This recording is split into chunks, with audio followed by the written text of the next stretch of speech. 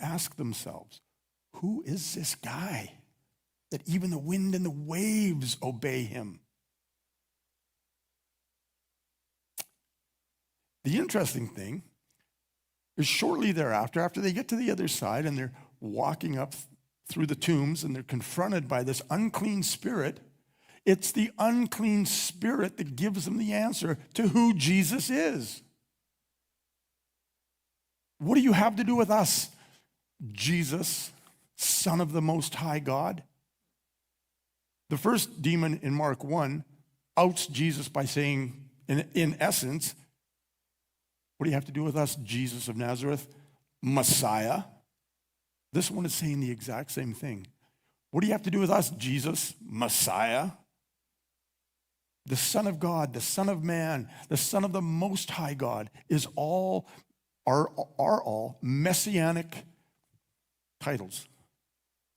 And Jesus is displaying, putting on display his Messiahship. And that's happened all through chapter 8 of Mark with the leper being cleansed and healed, with, get this, the Roman Gentile centurion, like strike 3 right there, having his servant healed, and Jesus marveling at his faith.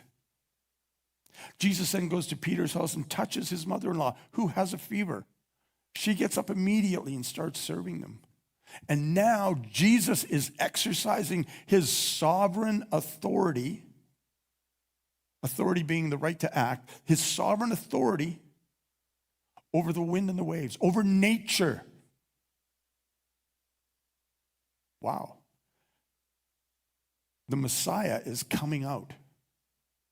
He's showing himself for who he is. So the unclean spirit confronts Jesus. And Jesus orders him out. And all I'm going to say about that is that the unclean spirit goes into the unclean animals who run down the hill into the water and drown. Not a big deal. Of course, the herdsmen, losing their livelihood, go and rat Jesus out to the townspeople, who all come by and say, can you please leave? You're costing us money here. And Jesus leaves. But here's another question. And the question is simply this.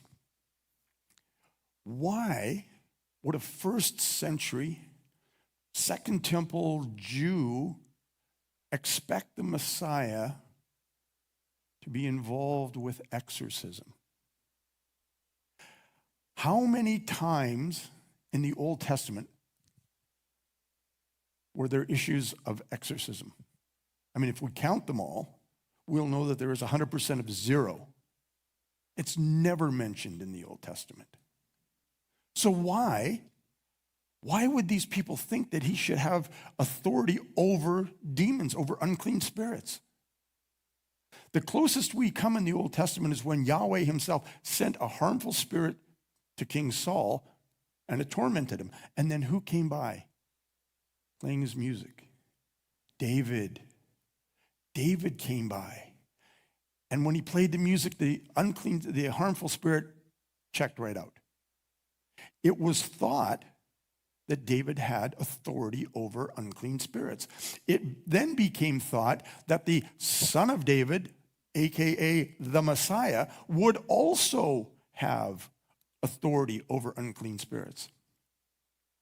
Now, we're going to take an interesting turn here because we're going to look at a particular passage in Scripture. We're going to go all the way back in history and study this because it deals with exorcism.